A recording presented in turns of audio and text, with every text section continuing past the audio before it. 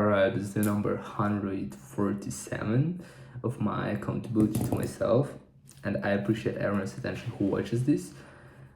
I don't even know what am I going to talk about today because it seems like nothing really special happened, but let me think about it. First and foremost, I'm sleepy, of course. I want to sleep because the last night I slept maybe 7 hours 20, which is not really enough. And yeah. Anyways, I woke up, I don't remember, 7:10 probably. I had my first lesson, and by the way, that was so weird because I had my first lesson, then I came to the gym. By the way, today I had light training. I hope it was light. At least I worked with lower weights that compared the ones I used to work, and I don't know. That's it. And so after this training, I went to do groceries, and I needed to do some stuff to do some tasks for my internship. And after that, I needed to go. I needed again to go to university because we had some kind of person. I don't know. It's kind of Q&A, not really Q&A, but I don't know, when we have a guest and it's like a person. So it was a guy. It was some kind of manager. He's director of 3 companies, this and that. He's like a cool dude who achieved a lot in terms of management. And we had some kind of lecture where he was explaining us some stuff out of his experience for like about 30, maybe 40 minutes. And afterwards, we asked him questions, and it was really nice. It was actually nice because personally, I didn't really learn anything new to myself because he was talking about the importance of being able to take responsibility, to actually work instead of hoping that circumstances will align, that stars align, and one day you will become rich for without working and stuff like that. And he also explained a bit how it works inside of the system and how everything changes and some of his forecasts. Anyways, it was really interesting to me personally. It was really interesting.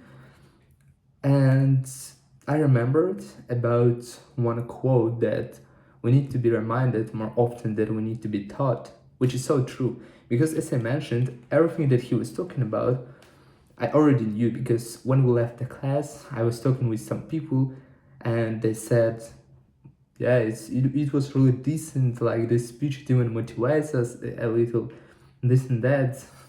And for me, it was not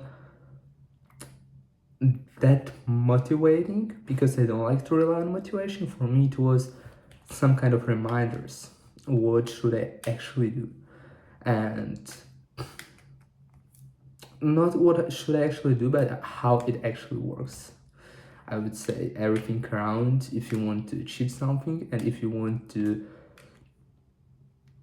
reproduce people, and the importance also to step beyond your comfort zone and being able to do what you are scared of. Because I convinced out of my experience that it's actually the best thing you can ever do for yourself.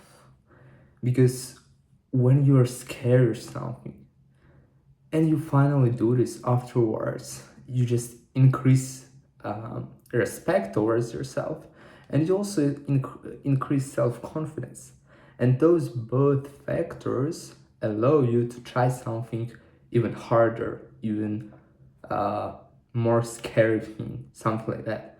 And eventually it leads you, this path leads you to becoming a person who can do way more than the rest of the people, because the rest of the people are not willing to take that risk, or most of the people are not willing to do what they're scared of. And so we had that kind of lecture for like 1 hour 6:30, and the only thing that I didn't like, that like I had first lesson in the morning, then 3 hours of meantime, and then again this lecture. Who came out with the schedule? I have no idea, but anyways, it was fine. Then I returned home and I had my breakfast at almost 5 p.m. All right. Afterwards, I wanted to start completing tasks regarding my internship, but I wasted about 1 hour, I guess. And then I started completing those tasks. It took me more than 1 hour, I think, and I have not done everything. I will keep doing that tomorrow morning probably, and I have a lot of things to do actually. I would like to read, to study French, but this weekend I probably cannot indulge myself in doing all that stuff just because next week will be so busy. I will be having a lot of projects, a lot of group assignments that I need to upload, that I need to finish. And then in 2 weeks I have exams, so I don't know how it's gonna work, but this weekend I won't be able, because I want to dedicate literally one day to read one book. I want to read a book in one day. And I need about 5 hours for that, I think. And it would be nice to have a holiday for that, right? But I cannot allocate the whole day because there are portfolios that I need to finish, there are questions for interviews that I need to rehearse a bit, there are team assignments, pretty big one, so I need to work on that. And yeah, also I will try just to keep it at least lower level, like read at least 20 minutes a day French, also repeat something, just at least to keep it, not to grind it, but to keep it. And that's probably it. Nothing special. I don't know why, but in evening I don't really have that much ideas. During the day, when I listen to something, I may even take some notes, but in evening I don't even remember. And probably one of the things that I should implement is revising. Just every evening allocate at least 10 minutes to revise everything I've learned per day. All the notes I've taken,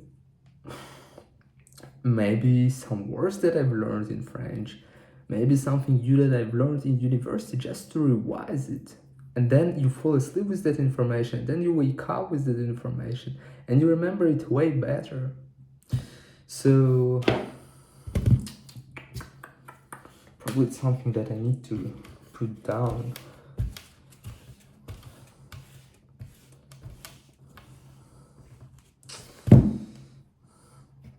What do I need to put down? Oh yeah. I don't remember how to spell revise.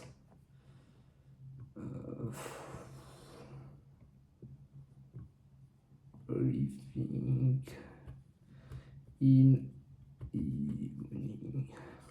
And also tomorrow I want to build my schedule in the way so that I can, in the way that will allow me to go to sleep at 8 p.m. Because today, for example, I was sleepy at 7 p.m. I felt that I would fall asleep at 7 p.m. and I would be so glad to do that, but I still needed to have my dinner and I still needed to do my internship. So yeah.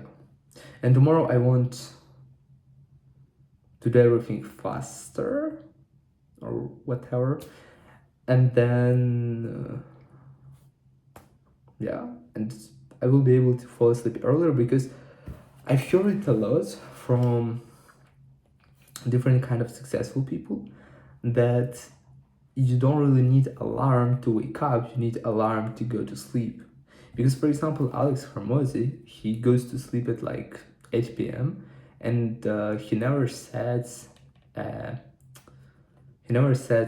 alarm to wake up. He might wake up at 4 a.m., at 5 a.m., maybe at 2:30 a.m., maybe at 3 a.m. So it's not this time it's not actually fixed, because he also mentioned about the importance of sleeping enough, which is very true. That's what I'm genuinely um, agree with, because if you're not sleeping enough, no matter how great your schedule is, you won't be able to perform at a high level, basically because you don't have energy.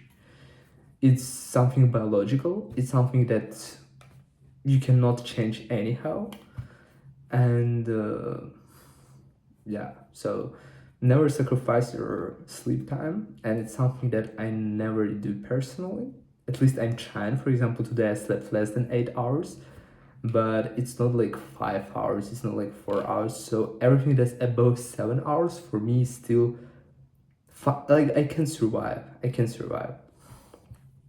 But perfectly, it's 8 hours or above 8 hours, right? And so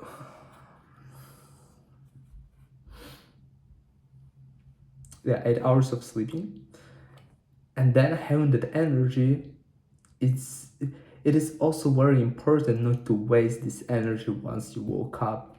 That's why always I'm trying not to pick up my phone. Sometimes I do that when I actually need to check something, some important messages, but normally I'm trying not to use my phone for the first hour, because my brain is fresh. I want to do everything properly. I want to think about something. I don't want to feed my mind with some bullshit. And I also want to keep as much as possible energy. And that's why also it's not damn. It's one more thing that I want to put down. The hardest thing when you're trying to implement a new habit is to keep it for about 1 month, because it's the period that is required to build a pattern in your mind, so you can do that thing without thinking about that. Because every time when you think to make a decision, it takes some energy and your brain does not like it.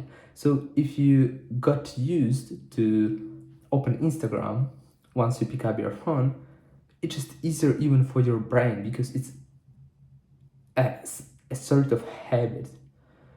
And you can switch it to something else, and it's gonna be hard. And so probably, yeah,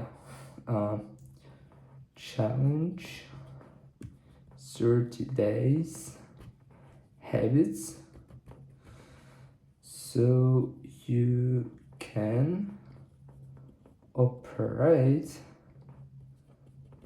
without thinking. All right, I have 2 ideas that I will read in the morning and that I will think in the morning. Also, I need to schedule my day for tomorrow. Yeah, and that's it. So yeah, the first 30 days, sometimes it might take, actually it's not 30, it's normally 60 days, but I think first week, maybe first 2 weeks is the hardest period, because your brain is supposed to make this decision. You need to think about this, you need actually to change something in your routine, which is really hard. But once you got used to do something useful, automatically you don't need to think about it anymore, and it's something that brings you benefits in your life by default, which is amazing, I think. So I need to think about this. I need to think what time is actually for me convenient to build there a new habit, so I can stick to this and always keep it. Right. I will write my plan for tomorrow. I don't want to track my day, but I will see. Maybe I will have this desire in the morning. All right, that's it for today. By the way, I remembered I just opened my my diary, and I remember that once I tried to write down every 15 minutes what I've been working on, which could also work because you're actually more accountable to yourself, and it could work. And by the way, one of the things that also I would like to mention, I'm so grateful for my ability to keep attention for a long period.